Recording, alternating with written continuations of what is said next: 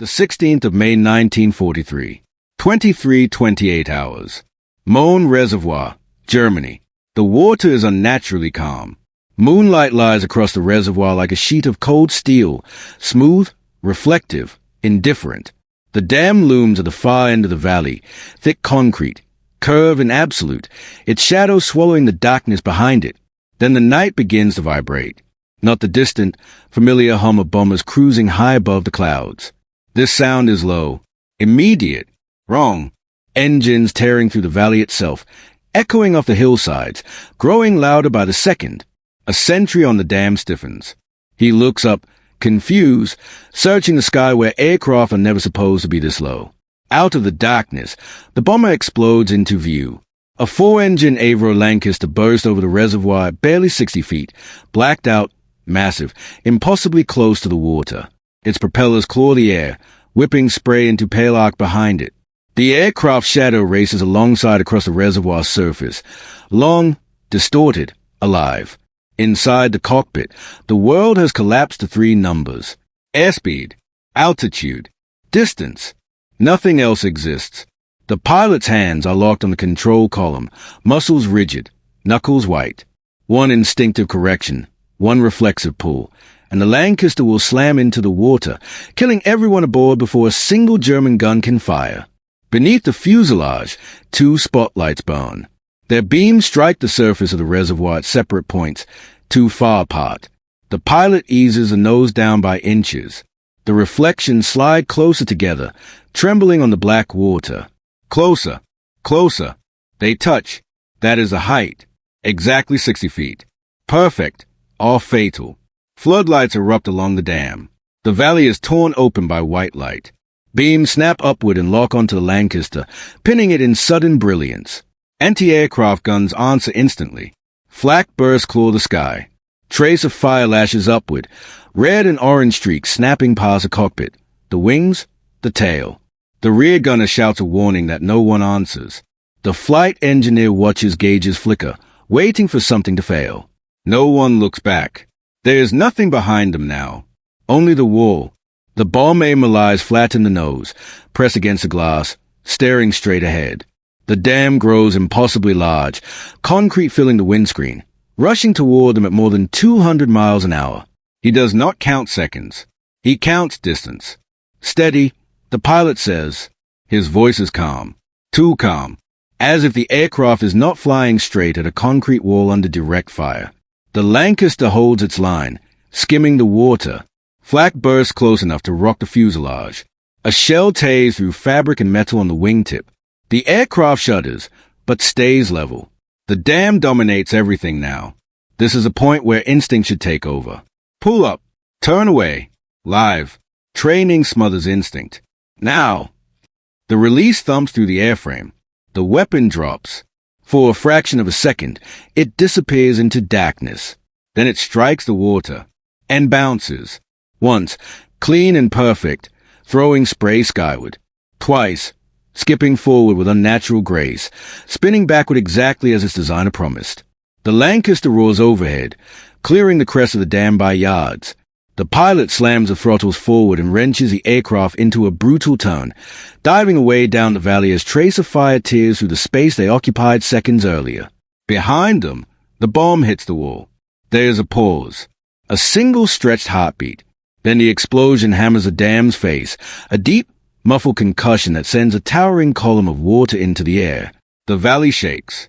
Concrete cracks, but the wall still stands. For now, inside the escaping bomber, no one speaks. They already understand what that means. If the dam did not break, someone else must try. And someone else already is. Out over the reservoir, another Lancaster drops lower. Another pair of spotlights converges on the water.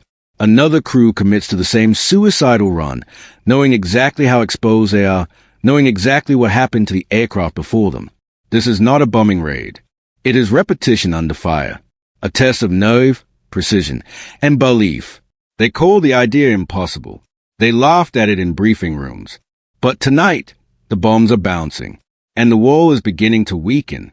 Winter 1942. England. The room smells of coal smoke and doubt. Blueprints sprawl across the table. Curves where straight lines should be, arrows looping back on themselves. Calculations that seem to ignore instinct. Senior officers sit back in their chairs, arms folded, faces unreadable. They have seen bold ideas before. Most ended in telegrams to grieving families. At the center stand Barnes Wallis. He does not argue. He explains. A cylindrical bomb. Backspin. Release low. Skipping across water like a stone. Clearing torpedo nets. Slamming into the dam wall and detonating at depth where concrete is weakest and water becomes a weapon. A pause. Then a dry laugh. You're telling us, one officer says slowly, that a solution is to bounce a bomb. Wallis nods. Yes. The objections come fast. Dams are massive, curved, reinforced, designed to survive disasters. Anti-aircraft guns dominate their crests. Floodlights turn night into day. And the delivery profile, low, straight, slow, is suicide. Training alone will kill crews. Operational losses will be worse. The idea is shelved, then reopened, then challenged again, until the numbers are run. If the dams fall, the Ruhr floods, power stations drown, rail lines twist and vanish, coal production collapses, factories stall, not for days, but for months. One breach could do what 1,000 conventional raids cannot. The laughter dies. Approval comes quietly. No ceremony, no applause, just sealed orders and narrow distribution. A new unit forms in secrecy, number 617 Squadron IAF. Its crews are handpicked, experienced, aggressive, precise. Their Avro Lancasters are stripped and rebuilt. Turrets removed. Bomb bays torn open to cradle a strange spinning drum that looks nothing like a bomb at all. Training is relentless. Night after night, aircraft skim English reservoirs at mast height. Pilots fly by nerve and muscle memory, not instruments. Hills loom without warning. This becomes lethal. One misjudgment ends everything. 2 spotlights are bolted beneath each wing, crude, improvised tools. When their beams touch on the water, the aircraft is at exactly 60 feet. 10 feet too high, the weapon fails. 10 feet too low, the aircraft dies. Crashes happen. Men are buried without explanation. No one complains. They fly again. At the squadron's head stands Guy Gibson, calm, exacting, unsentimental. He promises no miracles, only clarity. Runs will be precise, timing absolute. Hesitation will kill faster than flak. When the final briefing comes, the room is silent. 3 targets. Möhne, Eder, Sorp. The operation's name sounds almost gentle. Operation Chastise. No one is fooled. Across the channel, German engineers sleep easily. The dams have stood for decades. Their defenses are layered. Their walls are thick. The idea that aircraft could destroy them at night, flying low and straight, is dismissed outright. Impossible. Back in England, engines are warmed. Maps are folded. Letters are written and tucked away, because the idea they nearly buried is no longer theory. It is aircraft. It is men. And it has a date. The 16th of May 1943.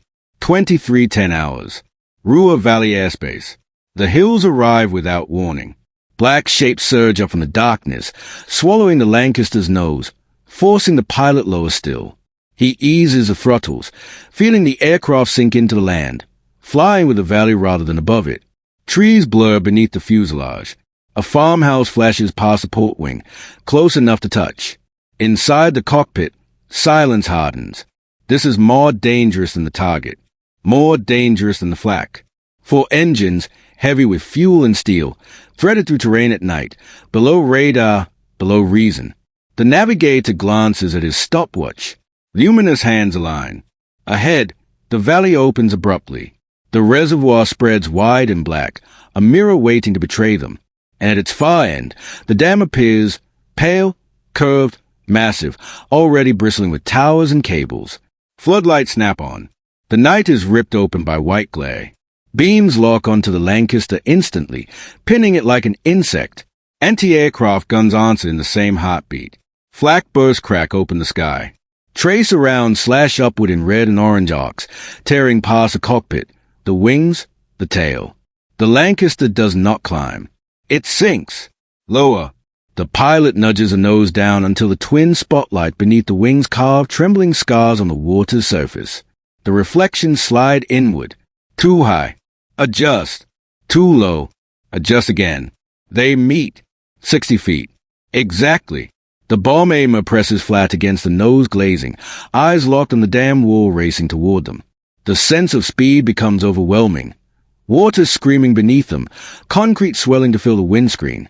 Trace of fire intensifies. A burst rips through the starboard wing. The aircraft jolts. Warning lights flicker, then steady. The flight engineer's hand hovers, ready to call it. He doesn't. Hold it. The pilot says, voice iron flat. This is the point of no return. Every instinct screams to pull up, to break away, to live. Training crushes instinct. Stand by. The Lancaster roars straight at the wall. Now! The release thumps. The weapon drops, spinning backward as it strikes the water. Spray erupts in a white arc. The bomb skips, once, clean and perfect, then again, racing toward the dam as if guided by rails. The Lancaster clears the crest by yards. The pilot slams the throttles forward and hurls the aircraft into a savage turn, diving down the valley as trace of fire chews through the space they occupied seconds earlier. Behind them, the bomb hits. The explosion is deep and unnatural, a violence contained underwater before bursting outward. A towering column of water surges up the dam's face. The shockwave rattles the escaping bomber. Inside the cockpit, no one cheers. They look back. The dam still stands. Cracked, scarred, but standing. Which means the arithmetic remained brutal. Another Lancaster is already lining up. Then another. The reservoir becomes a killing ground. One aircraft takes a direct hit on its run. It vanishes in a blinding flash, wreckage scattering across the water. No parachutes. No voices. Just empty air where crew existed moments before. The next pilot does not hesitate. He drops lower. Spotlights meet. Bomb away. Again the weapon skips. Again it strikes. Again the dam absorbs a punishment. Groaning, flexing, wounded beyond its design. Hairline fractures spread like veins across the concrete face. Water begins to seep through places that were solid minutes before. Inside a circling Lancaster, a crewman grips the window frame, breath held. The dam shudders. For a moment, nothing happens. Then the concrete gives. A section collapses inward with a grinding roar. The reservoir surges forward, pouring through the breach in a white, unstoppable torrent. Millions of tons of water hurl themselves into the valley below. The impossible has happened. The dam is broken. But there is no time to absorb it. Fuel is low. Aircraft are missing. And in another valley, another dam still stands, waiting. The 16th of May 1943. After midnight. Central Germany. The sound arrives before the water. A low, rolling thunder pushes through the valleys downstream of the Möhne, deeper than any storm. Constant, growing. Windows rattle in villages miles away. Dogs howl. Sleepers wake with the instinctive knowledge that something immense is moving in the dark. Then the flood comes, not as a wave, but as a wall, black, violent, unstoppable. It rips trees from their roots and hurls them like toys. Bridges snap and vanish. Rail lines twist and buckle as the surge smashes into them. Power stations drown in minutes, turbines choking as Ruhr's electrical pulse stutters and dies. Factories go dark, not from bombs, from water. Above the devastation, the bomber stream has dissolved into solitary aircraft. Radios crackle with clipped call signs, half-phrases, broken reports, long silences where voices should be. Some crews turn south, skimming ridgelines toward the next objective.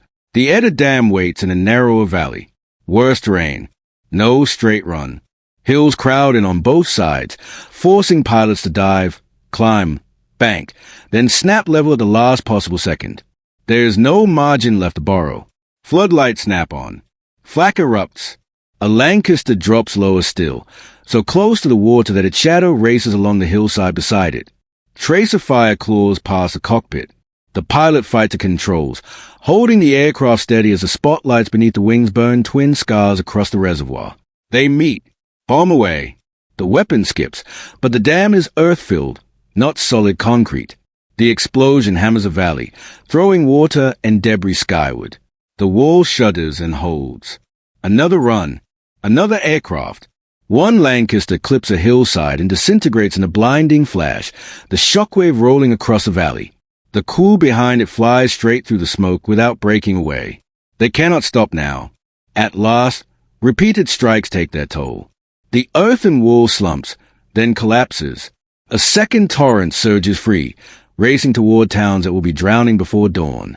Farther east, surviving crews reach the Sorp Dam. This is the hardest target of all. An earth dam under heavy defense. No bouncing attack possible. The bomb must be dropped directly along the crest, straight, level, exposed, under sustained fire. The Lancasters line up anyway. Run after run. Flak chews into wings and fuselages. One bomb detonates too far out. Another strikes but fails to break the wall cleanly. The dam shudders, wounded but defiant. Eventually, enough damage is inflicted to force emergency repairs. Not a dramatic breach, but a strategic wound that will drain manpower and resources for months. As the surviving aircraft turn for home, the eastern sky begins to pale. Fuel gauges hover near zero. Engines run rough. Crews fly by calculation and faith, skimming terrain to avoid fighters that arrive too late, or not at all. Over the North Sea, tension finally loosens its grip. Darkness thins. England emerges from the haze like a promise kept. At bases across the country, ground crews count aircraft as they land. They stop counting too soon. 19 cross the coast. 8 are missing. 53 men are gone. The survivors climb down in silence, faces gray, eyes distant, uniforms stiff with sweat and fear. They know what the night has taken. They also know what it has done. Across Germany, sirens wail as floodwaters tear through valleys. Repair crews scramble. Defenses multiply around every dam, every bridge, every structure once assumed safe. But something essential has already been lost. Certainty. And once certainty is gone, the war changes shape. The 17th of May 1943. Dawn. England. The airfields wait in silence. Mist clings low to the grass. Engines idle. Men stand with clipboards and watches, eyes fixed on the eastern horizon. Every distant speck is counted. Every shape is measured against hope. A Lancaster appears. It comes in low, wounded, oil streaking its fuselage, flaps hanging awkwardly, wheels at the runway hard. The aircraft rolls to a stop, shuddering as if exhausted. The crew climbs down slowly, faces pale, eyes unfocused, alive by fractions of seconds and inches. Another arrives, then another. Some aircraft are peppered with holes. One is missing a section of wingtip. Another lands trailing smoke. Ground crews run, shouting, pulling chocks into place, counting under their breath. And then the counting stops. The number is wrong. 19 aircraft cross the coast. 8 did not return. 53 men are missing, names that will be read aloud in quiet rooms, spoken once, then carried for a lifetime. Inside briefing rooms, the maps are updated with brutal clarity. Möhne, breached. Eder, breached. Sorp, damaged. Blue pencil lines trace flood paths through the Ruhr, swallowing rail yards, power stations, factories. The assessments are sober. Output disrupted. Power crippled. Repairs already underway. The damage will not be permanent. The meaning will be. Across Germany, emergency crews work without pause. Prisoners and forced labor are driven to shattered dams under floodlights. Concrete is poured day and night. Anti-aircraft guns multiply around every reservoir, every bridge, every structure once believed untouchable. But certainty has already cracked. Because now the question is no longer can this be defended? It is for how long? Back in Britain, a quiet engineer studies a report alone. Barnes Wallis does not celebrate. He understands the arithmetic too well. Men lost to turn equations into reality, lives spent to prove that physics could be weaponized. What was once dismissed as madness has altered the logic of air power, not through brute force, through precision. For the men of number 617 Squadron IAF, the raid becomes both legend and burden. They will never again be ordinary aircrew. They will be sent where margins do not exist, where success depends on perfection and failure costs everything. History will remember the spectacle. The spinning bombs, the collapsing walls, the floodwaters tearing through valleys in the dark. But those who were there remember something smaller. The twin spotlights touching on black water. The moment when there was no escape left, only trust in training, in mathematics, in the men beside you. They called it impossible. They called it madness. Until the bombs learned to bounce. And when they did, they broke more than concrete. They broke the belief that some targets were beyond reach. Once that belief is gone, nothing in war ever feels safe again. Years later, long after the floodwaters receded and the concrete was poured again, the echoes of that night refused to fade. The dams were rebuilt. Stronger, thicker, watched more closely than ever. Anti-aircraft guns crowned their crests. Searchlights multiplied. Engineers redesigned defenses around lessons learned the hard way. But the certainty was gone, because Operation Chastise proved something no repair crew could undo. That ingenuity could outpace brute force. That physics, properly understood, could be deadlier than firepower. That impossible was often just untested. For air planners, the lesson reshaped everything. Precision would matter more than mass. Surprise more than saturation. From that night forward, deception, engineering, and innovation would become weapons in their own right, quietly influencing future raids, future wars, future doctrines. For the men of No. 617 Squadron IF, the legacy were heavier. They became specialists. The ones called when targets were too hard, too deep, too dangerous for anyone else. Tallboy bombs, grand slams, impossible bridges, impregnable bunkers. Success followed. So did losses. For Barnes Wallis, history softened what his contemporaries once mocked. The quiet engineer who dared to challenge physics lived to see his ideas vindicated, not just in war, but in peace, in aviation, in design, in how problems were approached rather than avoided. Yet even he understood the cost. Equations do not die. Men do. And somewhere in Germany, valleys that once drowned grew quiet again. Towns rebuilt. Rivers resumed their courses. Children played where floodwaters once tore everything away. Only the memory remained.